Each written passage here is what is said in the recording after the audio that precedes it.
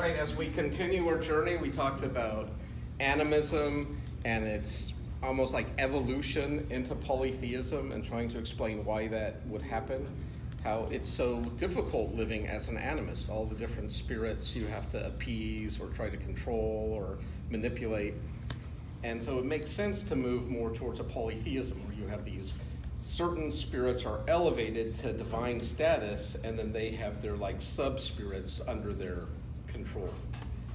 But today I want to go to some of our bigger pieces of the pie, and these are not spaced proportionately to adherence, but theism is by far the most common among these major worldviews. And over half of the world's population would identify with some aspect of theism. And like I mentioned, this would apply to Jews, one of the oldest monotheistic cultures we're aware of, although even the Egyptians had a type of monotheism at the same time the Jews were thinking about in the concept of Ra being like this high god, and I believe Amenhotep, and bringing a whole new view in the Egyptian pantheon, and it caused a lot of tension in Egypt. But then we see Christianity coming out of Judaism, and then eventually Islam, that also sees itself as a continuation from the people of the book to Jesus, who was sent to correct the errors of the Jews, and then Muhammad was sent to correct the errors of the Christians. But these all three share a very similar understanding of the creation. I'll mention some of the slight variations. But in this theme that we're going to focus on today, so we're going to bring out theism. This is belief in God. But this God, and this applies to Jews, Christians, and Muslims, is both immanent and transcendent. What does it mean when we talk about God being immanent? And if we did this before, I apologize, but it'll just be a good refresher. The immanence of God. He is here. Like he's everywhere? Right, here, everywhere. This ties into his properties or qualities of omniscience and omnipresence. He knows everything because he sees everything. He is everywhere present. There is no place where God is not. I'll never forget when I first learned this concept about God. My daddy was a fundamentalist preacher, and I came home for some holiday, and I asked my dad, it was like Thanksgiving or something, and there was a ketchup bottle on the table. Why there's a ketchup bottle on the table at Thanksgiving, I don't know. That should be a crime. But anyways, I said, Dad, is God in that ketchup bottle? And he says, don't you come in this house and blaspheme away. And I'm just like, I'm not blaspheming. It's a legitimate theological question. Is God in that ketchup bottle? And he said, of course God's not in that ketchup bottle. And so the follow-up question is, are you meaning to tell me there's a ketchup bottle-shaped vacuum in the universe where God does not exist? And he said, no, that's not what I'm saying. I'm like, well, what are you saying then? Either God's in the ketchup bottle or he's not, if you like that Aristotelian thinking, right? Either or sort of thinking.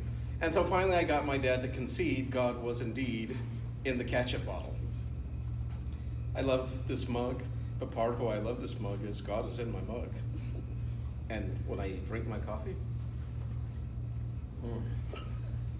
God is in me, and I am in God. That is the immanence of God.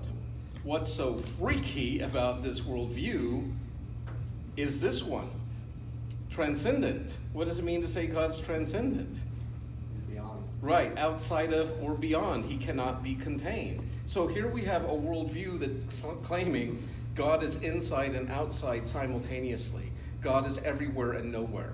He can't be cornered, boxed, corralled, and yet there's no place you can go where he is not, from the smallest subatomic particles to the beyond the cosmos as we know it. In addition to these opposite qualities about God being everywhere and being beyond everywhere at the same time, this God is also personal.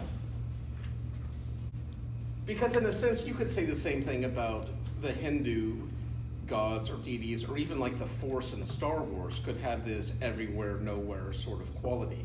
But this idea of God as a person, He's not just a force, he's not just a power, but he has a temperament. He loves, he hates, he's passionate, he's jealous. That's an interesting distinction. I'm into distinctions, if you hadn't noticed. What's the difference between envy and jealousy? Let me give you a hint or a clue. God is jealous, but it's not possible for him to be envious. Yeah, right. You're envious when you want something that isn't yours, and Yes. you're jealous when you want to keep something that's yours. Correct. Perfect. So jealous is wanting to keep what belongs to you, which is everything for God. That's why he's a jealous God. All praise, all honor, all life belongs to him. Where envy is wanting what belongs to another. You're envious of someone else's position or significant other or fast car or house. But God can't be envious because there is nothing he doesn't have. Fascinating. I love that. That would be kind of like knowledge by definition, right? Just an eye priori. So personal. And God, not only is God a person, but this is a creator.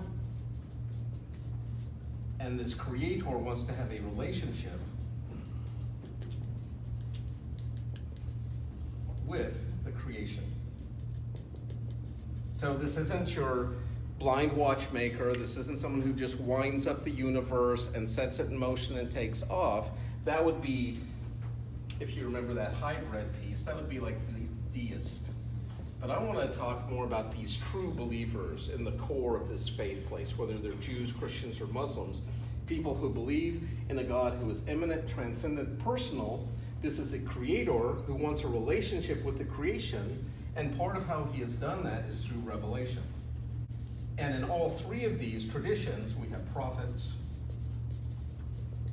scriptures, and dreams, omens, signs, wonders, all these sorts of ways that God can reveal himself to humans. Christians would have like the incarnation, the Holy Spirit, those sorts of things. But certainly Jews and Muslims both have this idea of revelation, prophecy, God revealing his truth to humankind. I'm just going to start with the Genesis account, just a little animated version for you, and then we're going to look through it. And what I thought we'd do today, since I'm assuming most of you are coming from a Christian background, not a Jewish or Muslim, we'll look at the Genesis account, and then I want to give you a sampler. You guys remember what hermeneutics is? What's hermeneutics again?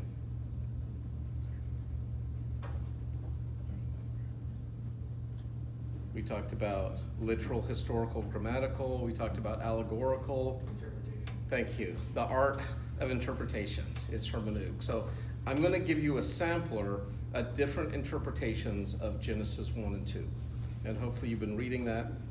And I'm not going to tell you what to believe. I'm just going to show you how different people read it and the conclusions they come to.